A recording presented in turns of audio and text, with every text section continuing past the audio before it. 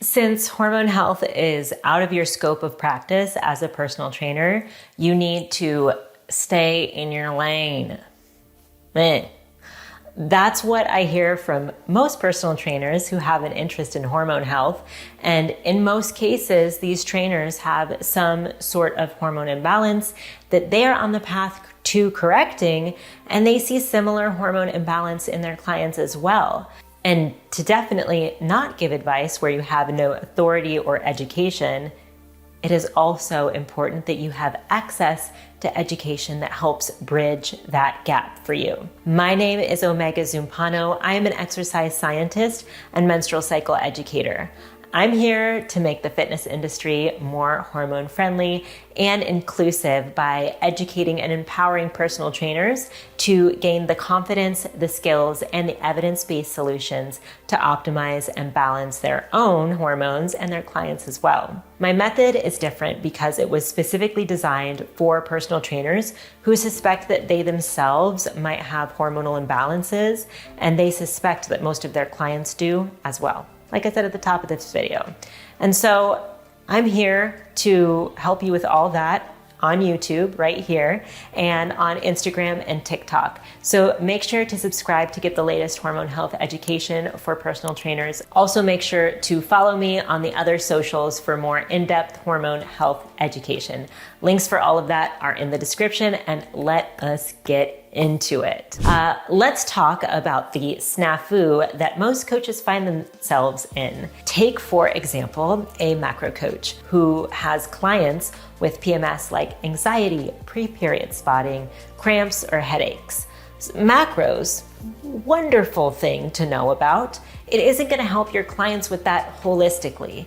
And while macros are important, understand that it is a small piece of the puzzle to supporting your client base holistically. So let's take a look at this.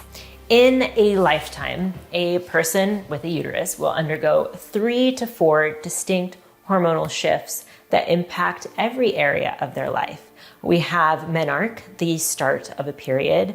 We have pre and post pregnancy if this person does get pregnant, and those hormones are wackadoodle. I am 9 months postpartum right now with an amazing daughter. And then also we have perimenopause and menopause.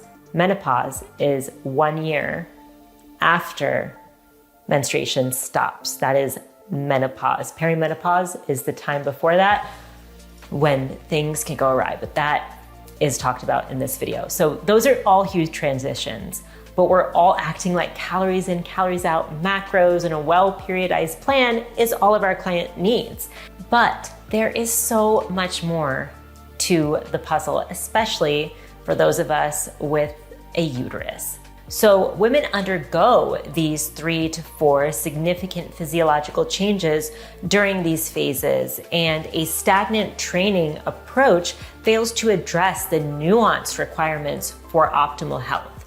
Not to mention the #1 hormone health problem most women face, excess estrogen, requires a more nuanced and adaptable approach.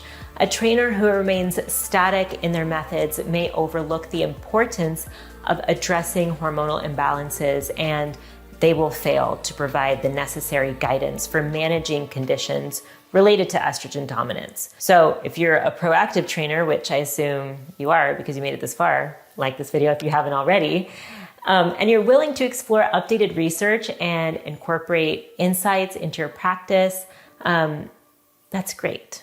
And by stepping out of these traditional lanes, we can embrace a more comprehensive understanding of women's health.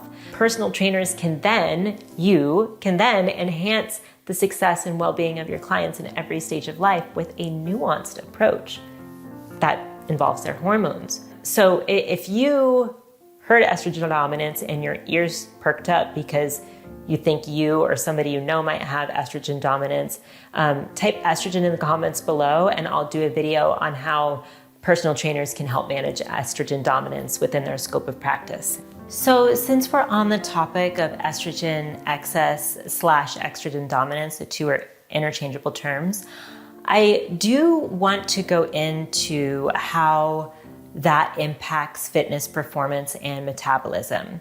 So estrogen plays a role in regulating metabolic rate and body composition. When estrogen levels are elevated, and particularly in relationship to progesterone in the luteal phase, it can lead to increased weight gain. I mean, all cycle long, obviously, but especially in the form of abdominal fat, which could be one of your client's primary concerns. So this not only affects the aesthetics, which your clients are concerned about for themselves probably, but it also raises concerns for metabolic health. A trainer who remains unaware or dismissive of the impact of something as simple as estrogen dominance may struggle to address these metabolic challenges safely and effectively. They might just do a low energy availability calorie deficit. And the client suffering with estrogen dominance might be that client who, although sticking to their macros, may not be making the body composition changes that you initially anticipated. And then you think it's their fault, and it's not. It's that we're untrained. My personal training student, Tam, talked about this very thing in an interview that we did, and I'm going to play it for you right here. So, spoiler alert, Tam was able to get her hormones in balance and reduce estrogen dominance. And before we dive into exercise physiology and hormone balance, I want to share this video update with you. I'm so happy. I got labs done earlier this week, and I thought that my estrogen dominance hormone balance was worse, but it's not. I healed it. I did it. I have been noticing with a few clients just in my time working as a personal trainer online. I've been doing this for about 3 years now. And there have just been some cases, some clients where they're being on point with their nutrition, with their training, and just their body has just not been responsive at all. And so that kind of just led me to a point where I was just like, I feel like I need to widen my toolbox as a coach and be able to know what's going on with these clients. And coincidentally, when we chatted, I was going through the same thing. So the same, like I was going through, I put myself through a calorie deficit phase and literally nothing was happening. And obviously, like I know myself when I'm doing the things that have worked for me in the past. Obviously, like when it's a client, you still have like some doubts where it's like, well, maybe they're doing some things inconsistently and you're not sure. But then when it was myself, I was like, okay, I know I'm doing all the right things and this still isn't happening. So what's going on? So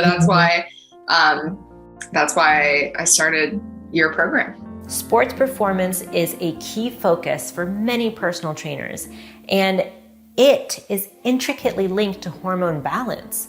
The menstrual cycle can influence exercise performance, especially in the luteal phase. So in the instance of estrogen being relatively higher than progesterone, perceived levels of exertion increase. Progesterone itself changes the level of perceived exertion too. And this makes it more challenging for our clients to reach peak performance. So that's something to consider. Trainers who can acknowledge and understand the nuances of estrogen dominance can then tailor exercise programs and nutrition to accommodate the client's hormonal fluctuations and reduce estrogen in the luteal phase. Optimizing training strategies to enhance performance and mitigate the challenges posed by hormonal imbalances is a sweet gig. In essence, estrogen dominance is not only a matter of hormone health, but it's a multifaceted aspect that intertwines with overall well-being, metabolism, and sometimes sports performance too. So it requires a comprehensive approach from personal trainers, not just like macros. The landscape of fitness and nutrition is ever evolving, and acknowledging the significance of staying informed is key to delivering well-rounded guidance. As trainers deepen their understanding of hormones, they equip themselves to address just a myriad of challenges that impact your client's well-being. The ceaseless pursuit of knowledge ensures that you can adapt methods to the latest research findings and refine your approach to support your clients throughout various life phases, from menarche, the onset of menstruation, to menopause. There's so much that can happen within that time, so clients grappling with hormonal imbalances all require a nuanced and well-informed approach. A stagnant mindset resisting the integration of evolving insights limits a trainer's ability to even comprehend the interconnected nature of hormones across metabolism, overall health, and sports performance. By acknowledging that growth is synonymous with learning, personal trainers can really transcend these conventional paradigms and explore innovative strategies to address the intricate interplay between hormones and fitness. The commitment to learning is really a catalyst that enables you to remain at the forefront of your field and deliver a level of service that reflects an evolving understanding of hormone health. If you're on the path of understanding your own hormones and helping your clients do the same, I made a secret playlist that you are going to get if you made it to the end of this video.